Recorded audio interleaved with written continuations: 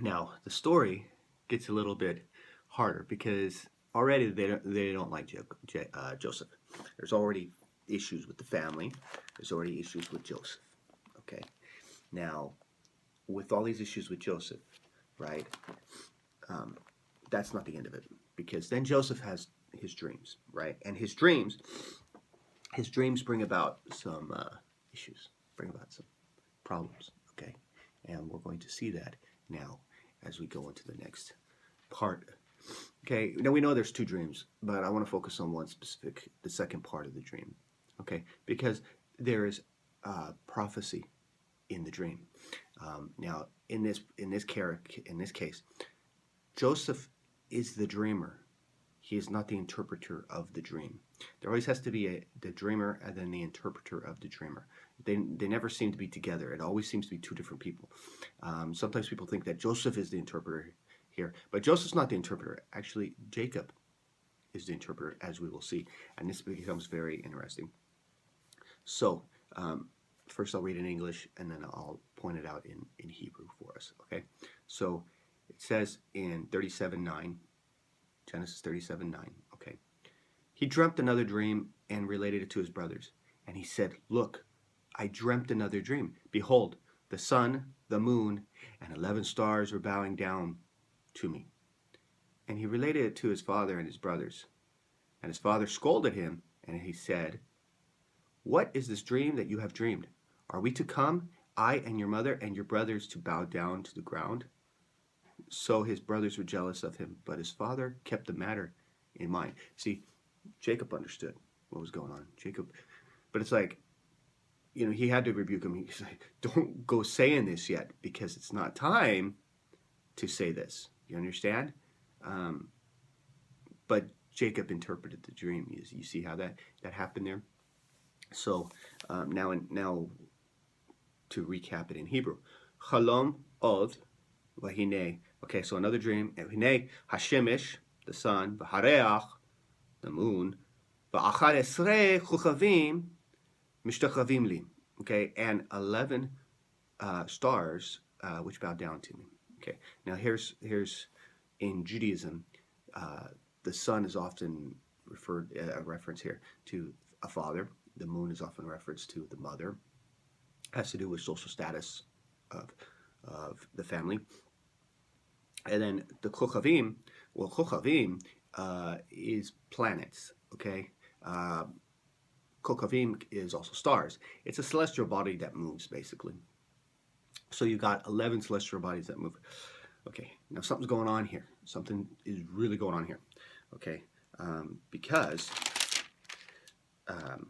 we see a prophecy taking place here.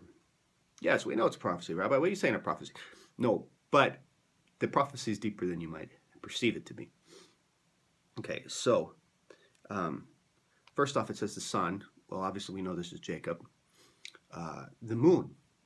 This one, we're not quite sure. Okay, but notice it says moon. It says Yorech.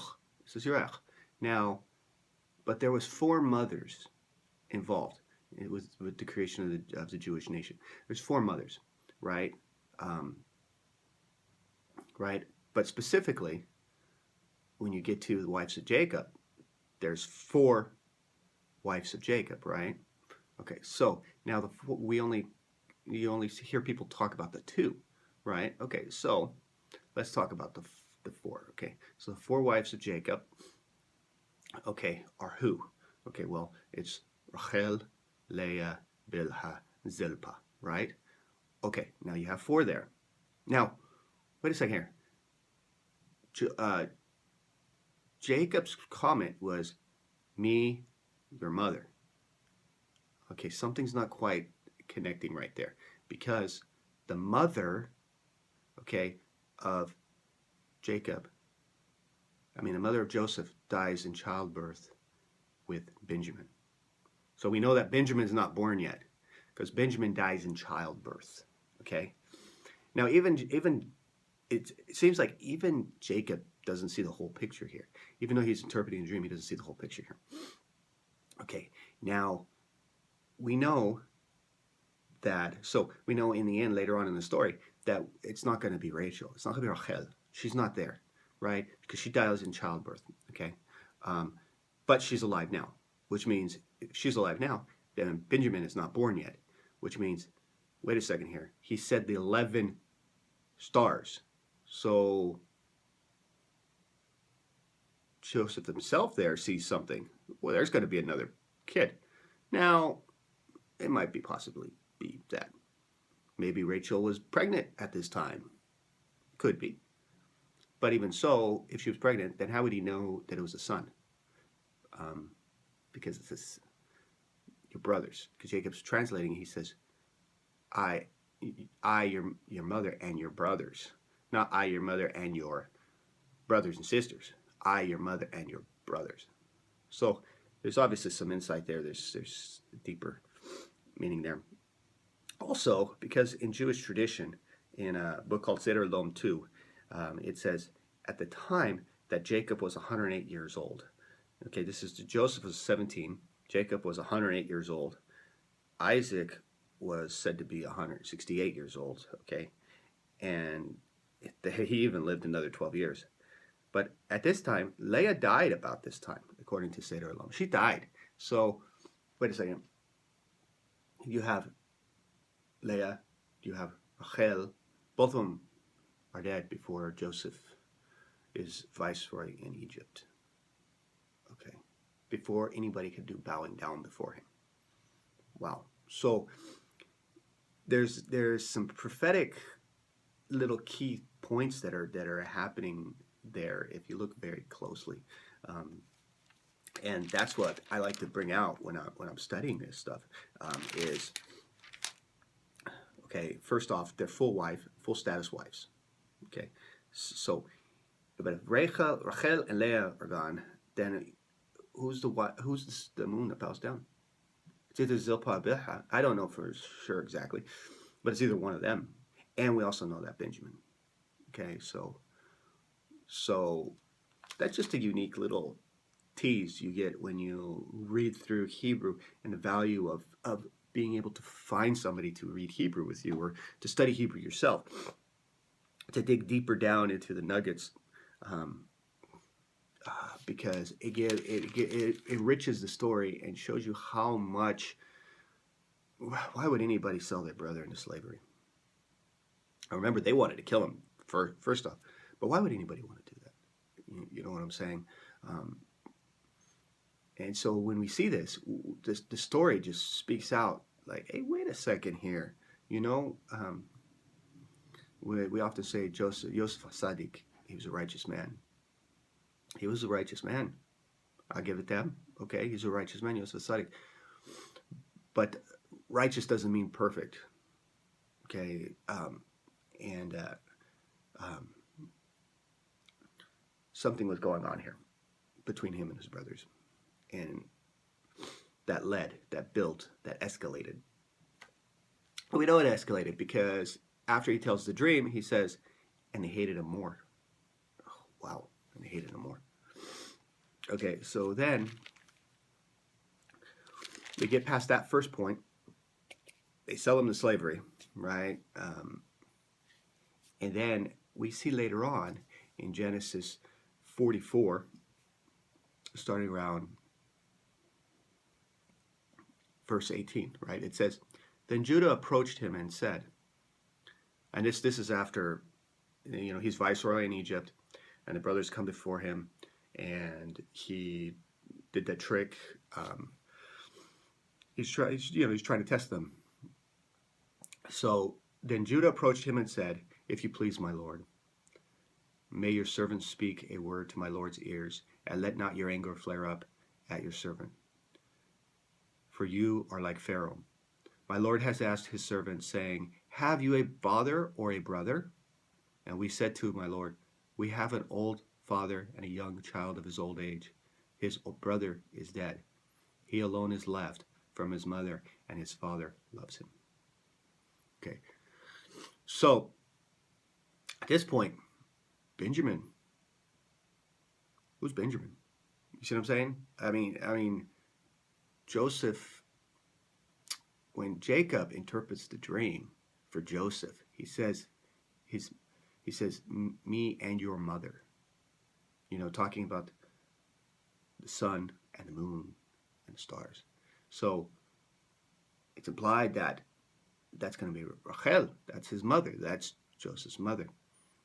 And there's 11, right?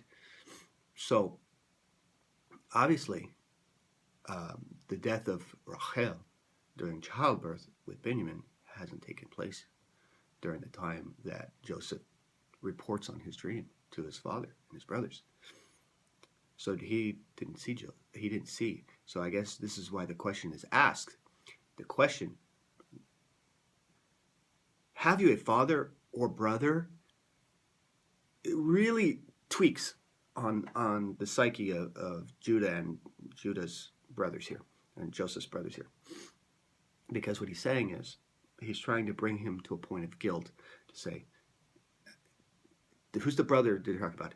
Have you a father or brother? Is the brother referring to, one, Joseph? It could be referring to Joseph. Or two, it could be referring to this 11th star, which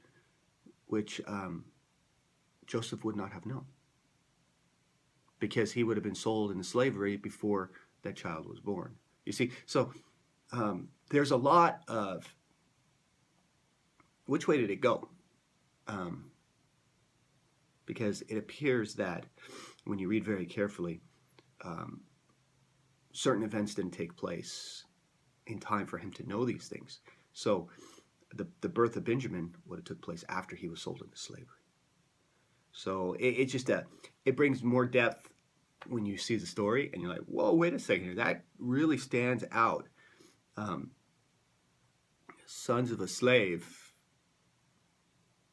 wife get mad and basically sell a brother that's not sons of a slave wife into slavery, with his other brothers, of course.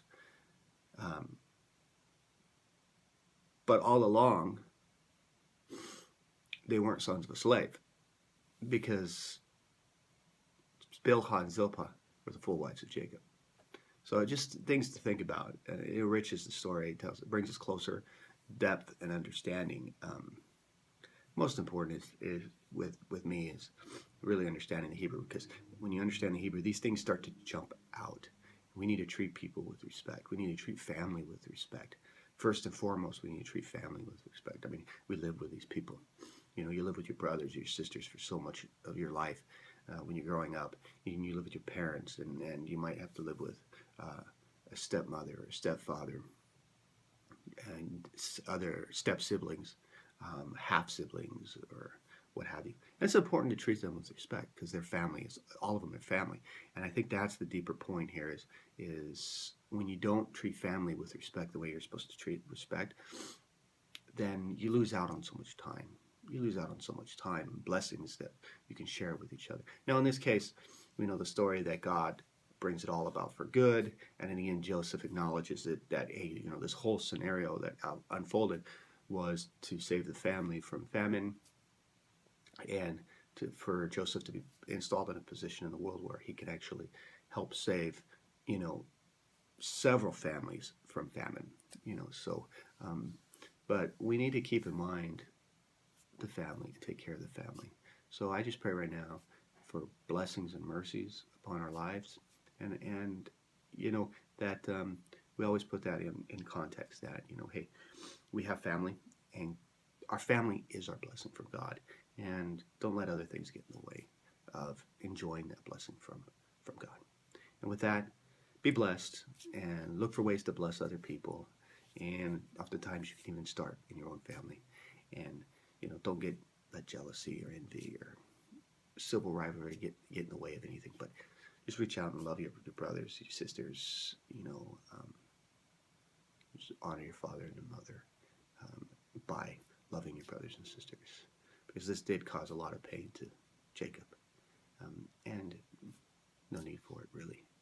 All right, so be blessed, and that's it for today's lesson.